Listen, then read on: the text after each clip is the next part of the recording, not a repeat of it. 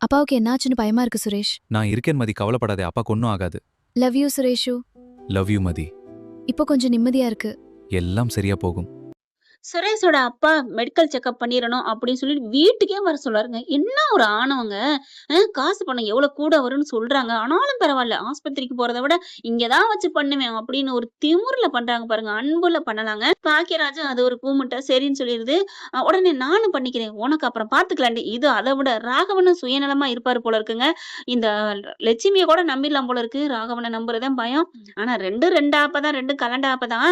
ஆளுங்க வந்துடுறாங்க. பரபரப்பா நின்னுகிட்டு இருக்கு. என்ன அத்தையும் மாமா ஒரு மாதிரியா இருக்காங்க.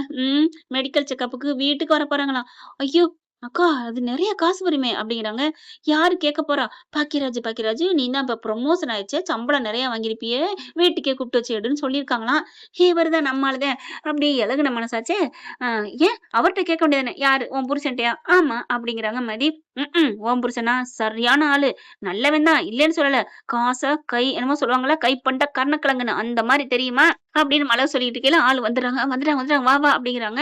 அதுக்கப்புறம் சுடு தண்ணி கேட்கறாங்க. ஓடி போய் வச்சுட்டு வந்து குடுக்குறாங்க. 2 பேரும் நிக்கையில எல்லாரும் நிக்கிறாங்க. ஃபுல் செக்கப் ஒண்ணொண்ணா நடந்துட்டு இருக்குங்க. மூச்ச இழுத்து விடுங்க, அப்படி பண்ணுங்க, இப்படி பண்ணுங்கங்கிறாங்க. அப்புறம் இன்னொரு செக்கப் இது இங்க பண்ண முடியாது. அங்க தான் போய் பண்ணணும். ஆஸ்பத்திரிக்கு தான் போகணும் அப்படிங்கிறாங்க. ஆஸ்பத்திரிக்கா? அவரால நடக்க முடியாது அப்படிங்கிறாங்க. ஏங்க அதெல்லாம் இங்க வர வச்சா நெறைய செலவாங்க. அதெல்லாம் பெரிய பெரிய கோடீஸ்வரன் கூட அப்படி பண்ண மாட்டாங்க. பக்கத்துல இருக்க வாங்க ஆஸ்பத்திரிக்கு அப்படிங்கிறாங்க. அதுக்கப்புறம் எல்லாம் கொஞ்சம் ஹையா தான் இருக்கு. பிரஷர்லாம் அதிகம் வச்சிருக்கீங்க. ஏங்க என்ன ஐட்டம் சாப்பிடுவீங்களா? என்ன ஐட்டமா? அதெல்லாம் எண்ணெயில வறுத்தது தான் எங்க மாமனாருக்கு புடிக்கும். ஏய் உன்னைய கேட்டாங்களா?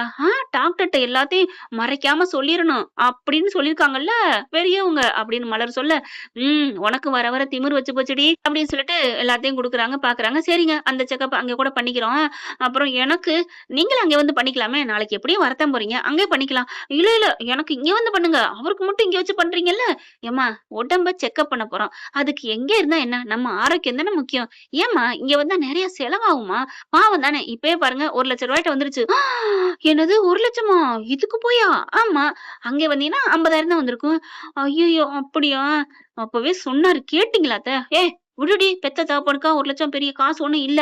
பெரிய காசு இல்ல. கடை யார் அடைக்கிறது? ஏன்டி கடை அடைக்கணும்? என் புருஷன் படிக்க வச்சிருக்காரு. அந்த சம்பளம் வரப்போகுதுல்ல. இப்பதான் ப்ரமோஷன் ஆயிட்டான்ல. அந்த காசுல வச்சு குடுத்துக்குவான். நீங்க வாய மூடுங்க அப்படின்னு சொல்லிட்டு இருக்காங்க. அப்புறம் மதி பாக்குது. டாக்டர்ட்ட பேசையில, "எம்மா நீங்க அந்த ஆஸ்பத்திரியில உங்க அப்பாவுக்கு ஆபரேஷன் பண்ணாங்கல்ல?" அப்படிங்கிறாங்க. "ஆமா சார். நீங்க?"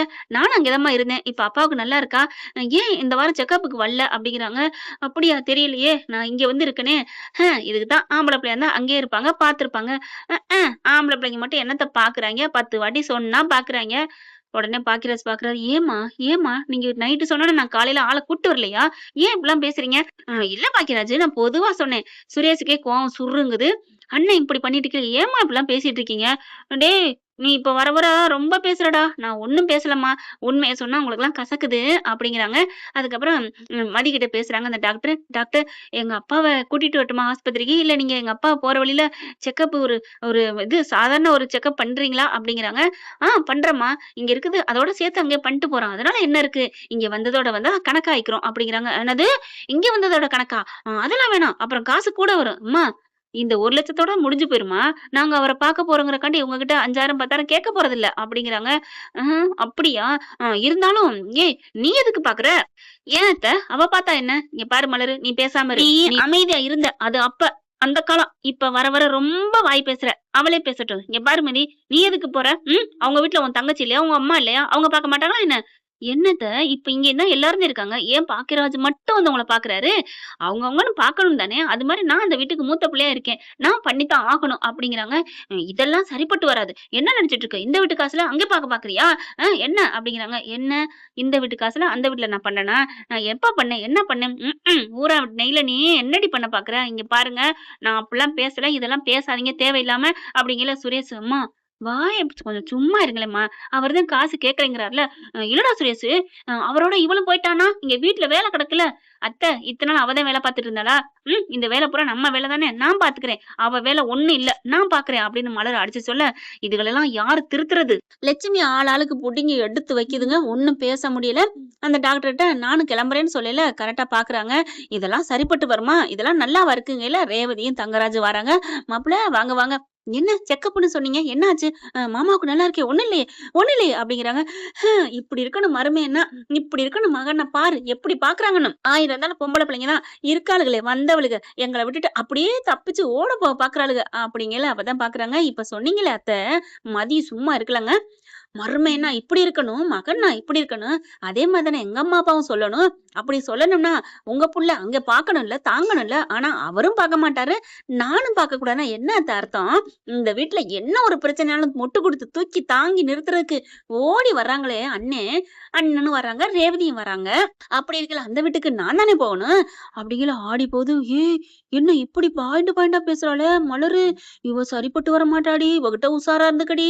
அத்தை அவ சொல்றது சரிதான். இப்ப பாருங்க எப்படி ஓடி வந்து உங்களுக்கு நல்லா இருக்கா? உங்களுக்கு நல்லா இருக்காரா? ஒரு ஆபரேஷன் இல்ல மாமாவுக்கு. அப்படி இருந்து என்ன தாங்குறாரு. ஏன்டி? ஏய்! என்ன பேசுற? என் வாய கழுவுடி. என் வீட்டுக்காரருக்கு ஆபரேஷன் பண்ணணுமா? அதெல்லாம் நல்லவங்களுக்கு வராது. அப்பா எங்க அப்பா என்ன கெட்டவங்களா? ஏய்! நான் உங்க அப்பா என்னடி சொன்னேன்? இப்ப நீங்க சொன்னீங்களே கெட்டவங்களுக்கு தான் வரும் நல்லவங்களுக்கு வராதுன்னு. ஆமா. நான் என் புருஷனுக்கு நல்லவரு வரமாட்டாதுன்னு சொன்னேன். அப்ப நாங்க எங்க வீட்டுக்கு எங்க அப்பாவுக்கு ஆபரேஷன் பண்ணியிருக்கோம். அப்ப அவங்க கெட்டவங்கறீங்களா? அப்படின்னு கத்த பாரா சுரேஷு வாய்க்கு வாய் பேசுறா அப்படின்னு சொன்னோனே, அம்மா நீ ஏம்மா நல்லவங்களுக்கு வராதுன்னா சொல்ற? அப்ப ஆஸ்பத்திரியில 1000 பேருக்கு பண்ணிட்டு இருக்காங்க. 2 வயசு குழந்தைய கூட ஆபரேஷன் பண்றாங்க. அந்த பிள்ளை என்ன கெட்ட பிள்ளைன்னு அர்த்தமா? நல்ல மனசு இல்லைன்னு அர்த்தமா? ஐயையோ! என் புள்ளைங்க என் பேச்ச கேட்கலையேன்னு அழுக ஆரம்பிக்குது. மதி பாக்குது. சூப்பரா குடுக்குறாரு பதிலு. நம்ம இனிமே தேவையில்லன்னு, டாக்டர் வாங்க நம்ம போவோம் அப்படின்னு சொல்ல, சுரேஷ் என்ன பண்றாரு, மதி நில்லு அப்படிங்கையில நிக்கிறாங்க, திரும்புறாங்க. நானும் வரேன் அப்படிங்கிறாங்க. நீங்களா? ஆமா. அவர பார்த்துட்டே வருவோம். தங்கராஜ் பாக்குறாரு. ஐயோ! என்ன இப்படிலாம் பேசுறான்? ஓவரா பொண்டாட்டி பக்கம் சாஞ்சிருவானோ? இல்ல. இப்ப மதிக்கிட்ட நம்ம நல்ல பேர் எடுக்கணும் அப்படிங்கிறக்காண்டி, ஆமாடா சுரேஷ் போயிட்டு வாடா. இப்ப நான் எப்படி என் மாமனாருக்கா வந்து நிக்கிறேன். நீனு போய் நில்லு போ. நீ மாமான்னு கூப்பிட்டாலே அவருக்கு நல்லா ஆயிரும்டா. தங்கராஜ் அப்படி சொன்னதுக்கு அப்புறம் சுரேஷ் நிக்க போறாரா என்ன? வான்னு சொல்லி மதிய கூப்பிட்டு கிளம்பி போறாங்க. ரொம்ப சந்தோஷம் மதிக்கு. சுரேஷ வச்சகன் வாங்காம பாக்குறாங்க. என்ன பாக்குற? ஒண்ணு இல்ல வண்டியில ஏறு அப்படிங்கிறாங்க. கார்ல ஏற போயில பாத்தீங்கன்னா அப்படியே தடுமாறி டொக்குன்னு கீழே விழுக, கார் கதவை சாத்தாங்காண்டி டபக்குன்னு புடிச்சிடுறாரு. தாங்கி பிடிக்கிறாங்க. நந்தனன்னு சொல்லிட்டு செம்ம ஜாலியா என்ஜாய் பண்ற மாதிரி போகுதுங்க.